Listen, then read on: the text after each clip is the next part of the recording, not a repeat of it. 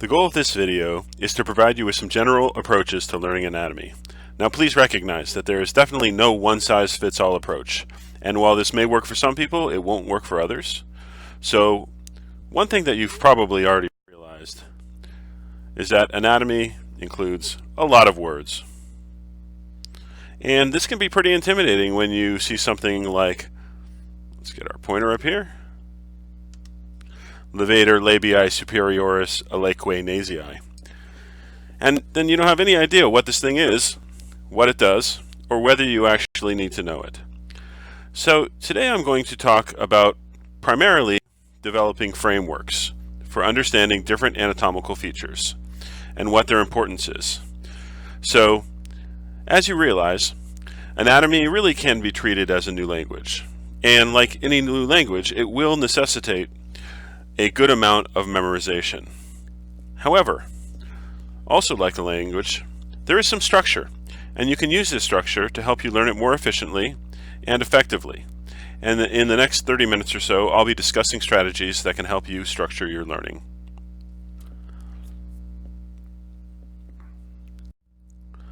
So let's start off with what you should be doing before anatomy lab starts in order to develop a broad structural pattern or a framework. And I will start by saying what you shouldn't do. What you should not do is start by attempting to learn all of the details. There's no expectation that you come into lab understanding every single branch of the brachial plexus, where it originates and where it goes. And we'll talk about that in a little bit more detail later on in this video. So how do you do this? Well, let's move away from what you shouldn't be doing and talk about what you should be doing. So there are three major steps that I would recommend you take before coming into the anatomy lab. Step one, for each anatomy lab we have developed annotated PowerPoint videos. These really provide you with a 30,000-foot view of what you are going to see in the lab. They're a nice way to get your head wrapped around the general ideas. They'll look something like this.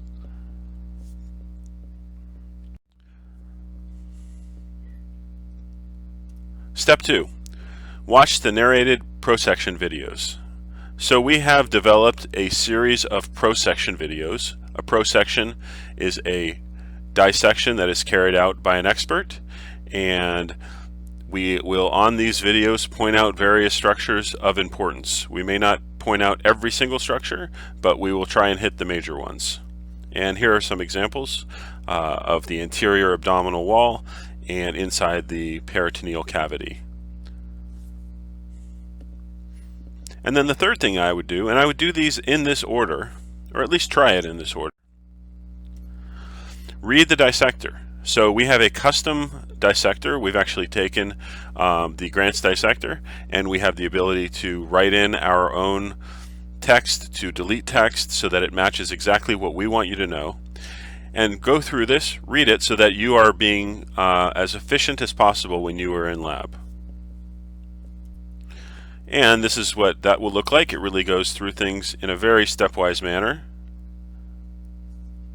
One nice thing about the dissector is it actually links out to various images. So as you can see here, this is a clickable link, and that will then link out to a illustration in Grant's dissector. You'll read this outside of class, and then when you are actually in lab, you can bring this up on the big screens, and I would actually suggest that you have one of your lab partners reading through as you perform the various steps in the dissection. So I talked previously about this thing. Oh, before we go there, let's talk about some other resources for lab. So a couple other resources that we will provide you with. First of all, lists of structures. For each lab, we will be releasing a list of structures that you are responsible for knowing. This will not be a short list, so understand that there's a good amount of material that you will need to learn and that you will be held responsible for. Now, just knowing these structures is not, I will repeat, this is not everything that you need to know. You also need to know the function of these structures. What does it do?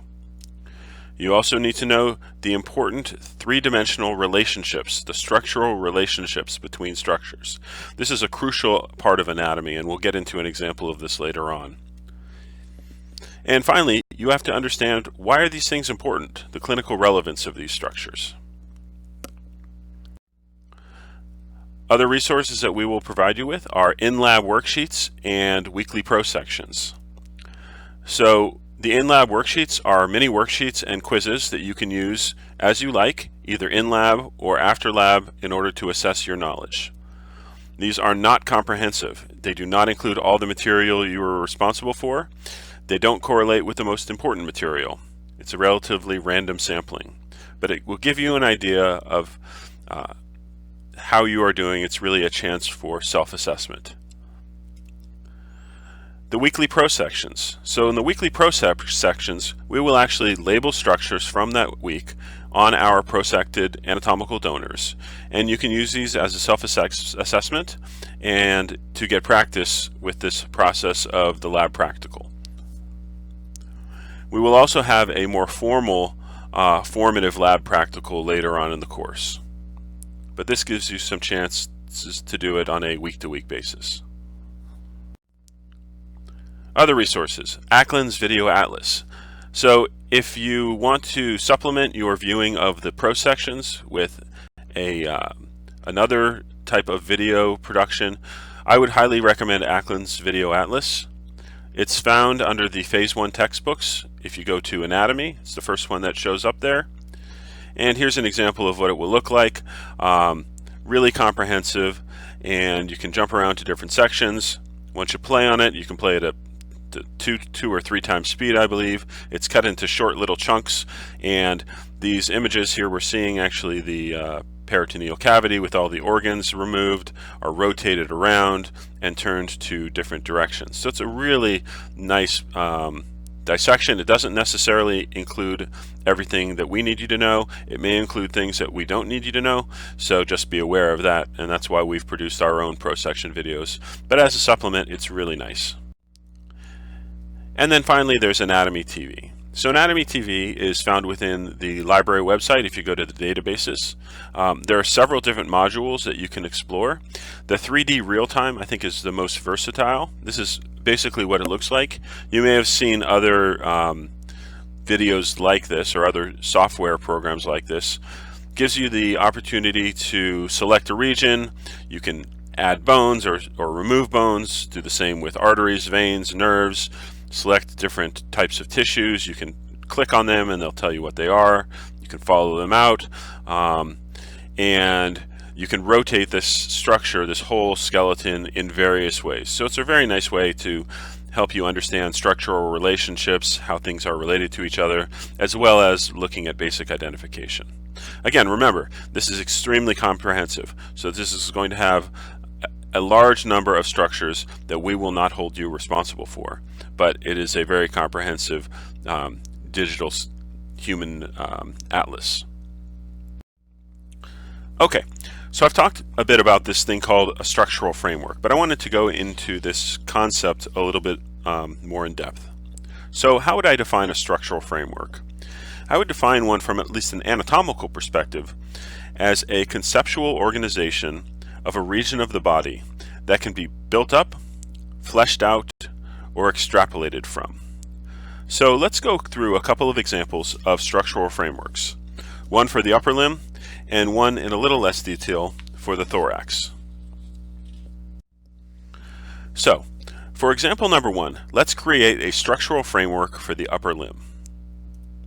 So how do we take this complicated region, the upper limb, which has muscles, arteries, nerves, cutaneous sensory areas, etc., and make some sense of it?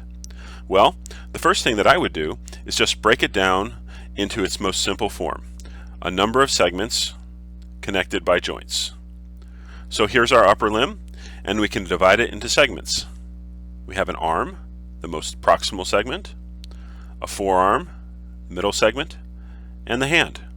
That's about as basic as you can get. Now let's take these segments and let's place some joints between them. We have a shoulder joint. We have an elbow joint that connects the arm and the forearm, and we have a wrist joint. And the wrist joint is a very complicated joint, but we'll think about it simply for now as the joint that connects the forearm and the hand. And we can think about a number of joints within the hand later on, but you should really get to that once you've started to build up your initial framework, and that can be more of an elaboration upon that framework.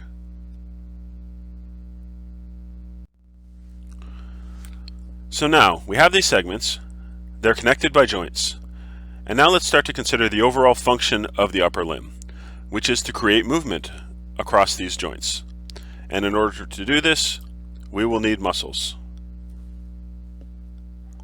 So that's what we're going to be looking for next. Muscles that are connected to segments that cross joints to create movement. In order to do this, let's take these different segments, the arm, the forearm, and the hand, and let's break them down a little bit further into muscular compartments. Bringing back our picture of the upper limb, we can actually divide this arm into an anterior compartment of the arm and a posterior compartment of the arm. And these are actually distinct anatomical compartments with fascia that define them and muscles within them. Our arm is rotated a little bit here, but you can also see that in the forearm we have an anterior compartment shown here in yellow and a posterior compartment shown in blue. And in the hand we have a palmar or anterior compartment of the hand. And while we don't really have any muscles on the dorsal surface of the hand, so there's no dorsal compartment, there is clearly a dorsal or posterior surface of the hand. Now let's take a look at this in a bit of a different way. We can actually take a section through these different segments of the upper limb and look at them a little bit more schematically. And if we did that, it would look something like this. So we have our arm here at the top, our forearm here in the middle, and our hand down at the bottom. And what you can see again, for each of these, we have an anterior and a posterior compartment of the arm, an anterior and posterior compartment of the forearm, and that's a little bit more complicated. And we'll get into what this black line here means in a minute. And again, for the hand, we only have an anterior compartment. But again, we have this black line denoting something. So now we've taken these segments, the arm, the forearm, and the hand, and we've divided them up into compartments. So now remember, the whole goal here is to move these joints. So these compartments contain muscles that necessarily cross joints to create this movement. So let's go through an example of one, so that you might see how we can build upon this initial framework to create a secondary framework for understanding the muscles of a particular compartment, and how by doing this we have put two concepts together, the idea of compartments and the idea of muscles that cross joints.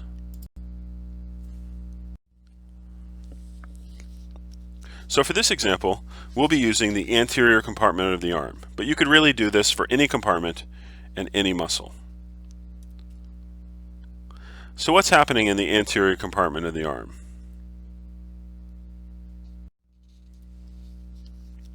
Well, we have to have some knowledge of the muscles that are located within there. You don't necessarily need to know their exact origins and insertions, but what you do need to know is what joints they're crossing and where they're actually crossing the joint relative to its axis of rotation. In the anterior compartment, we know we have some muscles that cross the shoulder joint, some that cross the elbow joint, and some that cross both. And as I just said, we do need to know the general orientation of these muscles and how they cross the joint relative to its axis of rotation.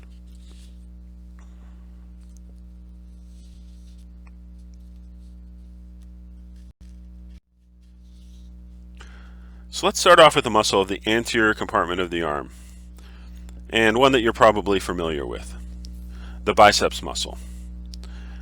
As you can see, the biceps, or as its name is, the biceps brachii,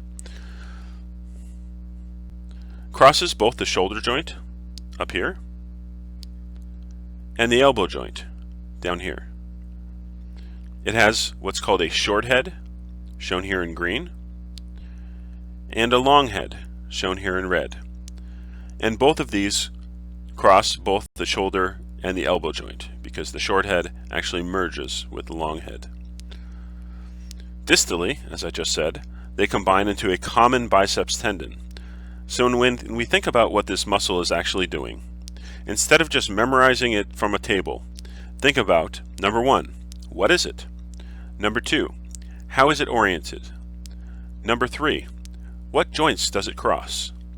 And number four, how is it crossing each joint relative to how that joint rotates? And let's first look at the structure and orientation of the biceps relative to the elbow joint, and then we'll move to the shoulder. So by considering these factors, we can conclude that the biceps, which crosses the elbow joint anterior to the axis of rotation, is likely going to be a flexor of the forearm at the elbow joint. One thing that you may see here as well is that it also has an attachment right here onto the radius, which is the bone within the forearm that is able to rotate. So at this point you should also start to be thinking, does it do anything else to the forearm besides just flexing it at the elbow? And now let's go to the proximal attachment of the biceps muscle, closer to the central axis of the body. We see that the short head is attaching onto a structure called the coracoid process of the scapula, and that the long head actually enters into the shoulder joint itself. However, when it comes to the actual actions on the shoulder joint, it's really running right over that joint, both of these. So it has very poor leverage to do too much. Despite that, it might be worth investigating whether the biceps brachii could be a weak flexor of the upper limb at the shoulder joint, because it does pass anterior to that axis of rotation. Now, one final thing that you want to consider when you're thinking about the function of biceps is that while it is most obviously a flexor at the elbow joint, it might also have an antagonistic action, so that when it contracts, it could act to resist extension at the elbow joint. So take a break and try and use your biceps, both for active flexion at the elbow, its agonist function, as well as to resist extension, its antagonist function. So now let's go to our next muscle in that anterior compartment, the coracobrachialis. Again, I could memorize from a table exactly what it does, or I could go through the same process that we did for the biceps just a minute ago. Where is it generally coming from and going to, and how is it oriented? I know it's coming from the shoulder, as its name indicates the coraco, part of coracobrachialis, to the brachium, or the arm. And it's really attached right to that medial aspect of the humerus. So it's not going to be that effective at either elevating or flexing the arm as a whole. However, if you imagine the arm held out to the side or abducted out here, coracobrachialis could function as an adductor, adding the arm towards the central axis of the body. Now finally, let's consider the brachialis muscle. Brachialis only crosses the elbow joint and has a big broad attachment onto the humerus and then attaches distally onto the ulna. So we're not going to be able to infer that it has any kind of rotation ability at the radio-ulnar joint. However, based on its attachments and its orientation, it's very likely that it will be a pure flexor of the forearm at the elbow joint. So we started with our overall structural framework, and we've kind of drilled down to think about what individual muscles in a compartment are doing. Now, another complication of all of this, and a very, very important one, is that these muscles in these compartments receive nerve supply, or are innervated. Nothing can happen without the nerves that go to them. Now, as you may know, a network of nerves emerging from the C5 to T1 spinal levels and ending with a number of terminal branches called the brachial plexus is responsible for the innervation of the upper limb. So how do you approach learning this New York City subway map passing through your neck to the upper limb? One option, memorize the map. But just like learning a subway map, a more effective method is to first approach it broadly and then focus on the details. Let's take this subway and go from there as an example. The F train. It snakes its way from Queens into Midtown Manhattan, south to Soho, through Little Italy, across the East River, into Brooklyn towards Prospect Park, and eventually ends up in Coney Island. And that's going to be your framework. After that, you can focus on learning how many stops the F train has in Manhattan, where you can transfer from the F to the Q, and which portions are local versus express. And trust me, if you can learn the New York City subway system, anatomy will be a breeze. Similarly, instead of memorizing the entire brachial plexus, just as we've come up with a conceptual framework for the upper limb, I would start with a very, very basic conceptual framework for the plexus. That might start by understanding that the ventral rami of C5, C6, C7, C8, and T1 combine in a variety of ways to form terminal nerves. From there, I might build upon that and note that C5 and 6, seen up here, tend to form nerves that are more laterally located, like the musculocutaneous and the axillary nerve. And branches from C8 and T1 tend to form nerves that are more medially located, like the ulnar nerve. And then there are some terminal nerves along the midline, like the radial or the median, that receive contributions from a variety of spinal levels. From there, I might start to think about how do these combine in different ways to form these branches, to supply motor supply, and then I might get to some of these smaller branches. But these would be added onto the framework a little bit later in the process, rather than learning the lower subscapular nerve first and then trying to overlay the broader framework. So once we know the basic structure of the brachial plexus, we can superimpose it upon what we've already talked about, that these compartments that have specific muscles that do specific types of things. And it's really not too much more complicated than that. On the anterior aspect of the upper limb, we have an anterior compartment of the arm that's innervated by the musculocutaneous nerve. In the forearm, two nerves share the anterior compartment. The median nerve, which does more, and the ulnar nerve, which innervates just a few muscles. And in the hand, things get reversed. In the hand, the anterior compartment, the median nerve innervates the small bulk of muscles over the thumb, called the thenar eminence, while the ulnar nerve takes care of the rest.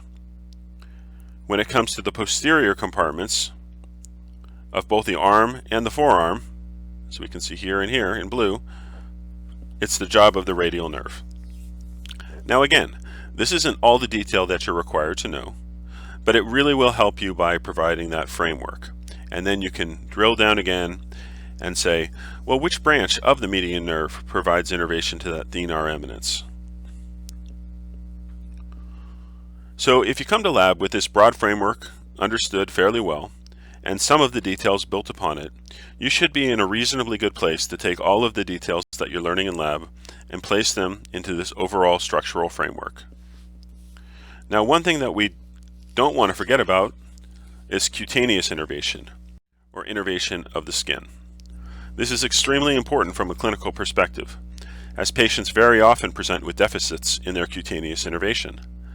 Again, looking at this diagram, you could either go ahead and start memorizing the very complicated patterns like you're seeing here, or you could just start by thinking about it a little more simply.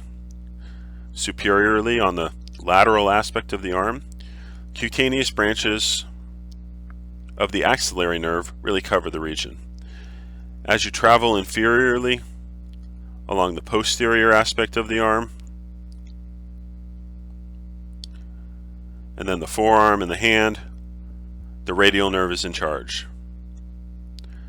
C8 and T1, which also form the ulnar nerve, cover much of the medial aspect of the arm and the forearm, and the hand.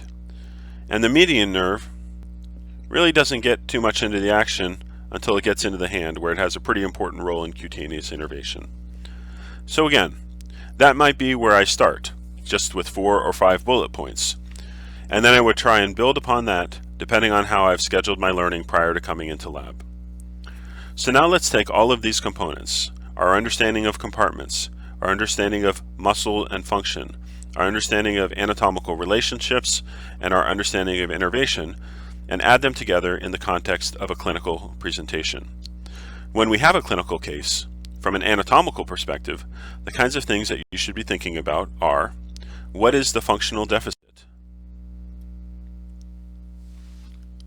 How does that relate to what muscles you know are in different places? What is the sensory deficit? And how does that relate to what cutaneous nerves you know supply different regions? Also, think about whether there are any commonalities in terms of the sensory and the motor deficit. And finally, anatomical relationships may be an essential clue, so pay attention to those, as they can be very important. So let's go through an example. A 64-year-old woman is brought into the emergency room holding her arm and complaining of severe pain after falling off a ladder. Her x-ray is shown here, and as you can see, there is a relatively obvious spiral break somewhere near the midshaft of the humerus. So what should you be thinking? The first thing I think about is, what structures are in the area of the pathology? Are there any arteries, nerves, or muscles that could potentially have been damaged? Specifically, with regard to nerves, if there are nerves there, what functional or sensory deficit might be expected? Or, taken in reverse, if we're giving you a presentation and telling you what the sensory or functional deficit is, what structures might be responsible for that? So next, I start to think, okay, if a nerve travels through there, where along the path of the nerve did the damage occur? That might have a significant impact upon the expected functional or sensory deficits. So let's take this and put it in the context of our anatomy. So here we're looking at a posterior view of the arm. This is what you will see in lab, and we've taken our long and lateral heads of the triceps muscle and spread them apart to expose an area called the triangular interval. Right along the midshaft of the humerus, we see the radial nerve, which has turned from yellow to green, which runs right along with the profunda brachii, that red structure, or the deep artery of the arm, or also called the deep brachial artery. And as a side note, there will be many occasions in this course when a single structure will have multiple different names. So we'll try to clarify as much as we can, but clinicians and anatomists will sometimes use different terminology, and different clinicians will sometimes use different terminology depending upon their specialty. So at this point, I'm starting to think, okay, with this type of break, a radial nerve may be damaged, and I don't want to forget that even at this point, there are plenty of cutaneous nerves that might be emerging from the radial nerve, like we're seeing here. So we might have some expected sensory deficits as well. Now, to know how to proceed from here, you have to refer to that framework in your head and ask, what compartment am I in? And what are the relevant anatomical relationships? What's the nerve that serves that compartment? And in general, what's the function of the muscles within that compartment? I'd also want to start to think about what other structures are in that area and could have been damaged. So I think back in my head to the dissection and remember that just above the teres major muscle and its tendon, we have another important nerve called the axillary nerve. So I would think, is the axillary nerve potentially damaged as well? Well, the axillary and the radial nerves have a common origin at one point in the brachial plexus, so that's something we'd want to consider. But looking back to our x-ray, I think, well, if it had happened up higher near the surgical neck of the humerus, shown here, then I'd be a bit more suspicious. But at this point, I think we're probably fine as far as the axillary nerve is concerned. So with all of this data, the types of questions that I would want you to be asking yourself are, given potential damage to the radial nerve at the level of the mid-humerus, but with likely presentation of the axillary nerve, what functional deficits might you expect? What sensory deficits might you expect? And how would the patient likely present? What might it mean if we're seeing somebody coming in with their wrist dropped down? Why would they potentially present like that? And how could that relate to this injury? In order to answer these questions, you really are needing to go back and rely upon your framework. So now let's go through one more example in a little bit less detail of how we develop a structural framework. And for this, we're going to use the thorax. So the thorax is the region of the body between the neck and the abdominal cavity, and the limbs kind of sprout off the sides. It's composed of a number of subdivisions. So when we look at this axial or transverse view here on the left, we can see we have these two laterally located pleural cavities. And in the coronal view, we're seeing them here in gray. That's where the lungs are located. Then you have this middle area called the mediastinum, and structures travel into the mediastinum through the thoracic inlet. They also travel out through the thoracic inlet. And then we have a thoracic outlet at the inferior aspect of the thorax. So this is as basic as it can get when we're developing this structural framework for the thorax. The next thing I would want to start to do is think about whether we divide these different components into various subcomponents and how we would do that. Focusing on the mediastinum, the answer is yes, and it's not too hard to do. It's a little bit of looking at the pictures, starting to read, and then we can start to see that the mediastinum is divided into a superior mediastinum, where our thoracic inlet is located, and it includes a lot of structures called great vessels. Next, we have an anterior mediastinum in green, which is relatively empty. Our heart is located in the middle mediastinum in red. And then there is an area posterior to the heart in blue, appropriately called the posterior mediastinum. And then from there, I would start to think about beyond what the different regions of the mediastinum are. What are the structures in the different parts of the mediastinum? So now I'm building upon this framework and starting to place more pieces into the puzzle.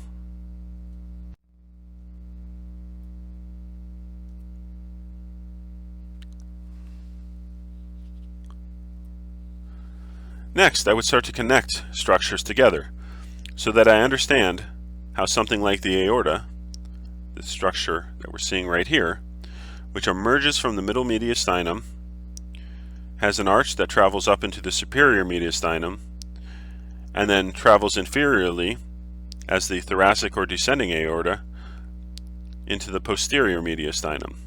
And I'm starting to better understand how these physical connections link different portions of the body, and specifically here, link the heart within the thorax to the head and neck, the limbs, and the abdomen, and how these different structures are related to each other spatially. So I'll give you an example of this in a second, but for now, we've come up with a very rough, very broad framework for the mediastinum and the pleural cavities comprising the thoracic cavity. And as was the case for the upper limb, I would continue building upon this framework prior to coming into lab by doing the various things I had suggested earlier. These include reviewing the annotated PowerPoints, viewing the ProSection videos, and reading through the dissector. So now let's take this information and start to use it. So don't get scared. These are two very busy pictures from Netter's Atlas of Anatomy. Many students like Netter's. I think you just have to make sure that you're focusing on what you need to know here. On the left side, we're looking at a transverse view of the thorax through the mediastinum and the pleural cavities. with top of the screen being anterior. On the right side, we're looking at a coronal view. We've removed the lungs, and we've removed the heart. And we're seeing some of the more superior structures of the middle mediastinum, but really looking into the posterior mediastinum here. So when I look at this, I start to try and combine these two images in my head and say, where's a structure that I'm seeing over here reflected in this diagram? Okay, well, here's the esophagus, and here's the aorta. And here I can see them in this diagram. Here's the aorta, and here's the esophagus.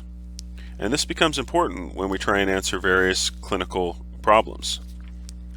So as a very simple example, I might start to think, well, let's take these different chambers of the heart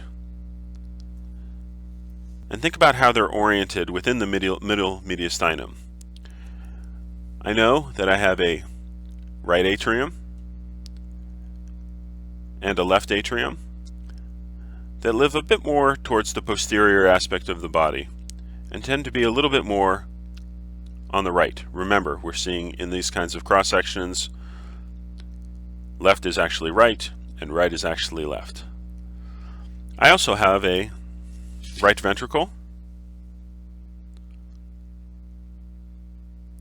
and a left ventricle that tend to live a bit more on the left and more towards the front.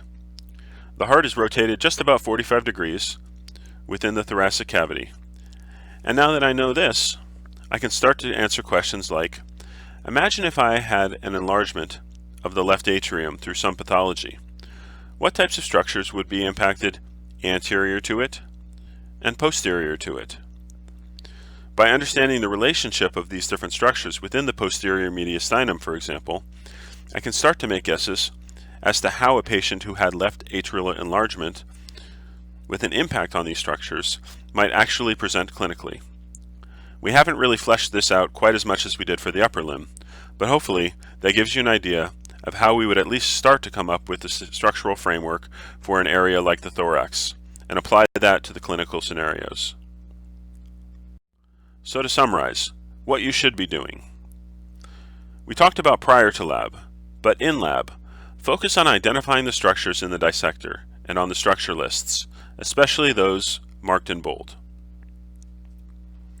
When learning about structures in the dissector, consider how they fit into the broader framework that you developed prior to lab. And again, always think about the relationships between different structures. This is very important from a clinical perspective. So to summarize, before lab, use your PowerPoint videos, ProSection videos, dissector, and any other materials you need to develop your framework for understanding a region. As you progress, add on the details as time allows. If you ask us how much you need to know, we're going to tell you, keep adding on the details until you can't add them on anymore.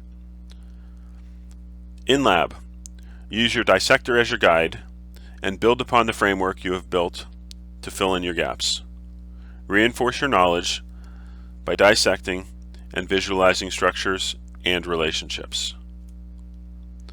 After lab, self-assess using the mini lab worksheets and the ProSection quizzes, and continue to fill in any gaps you have while not forgetting to continually reinforce the frameworks that you've built. So remember, there's no magic secret. It just takes time. But I think that having a framework is really one of the most important things for learning anatomy for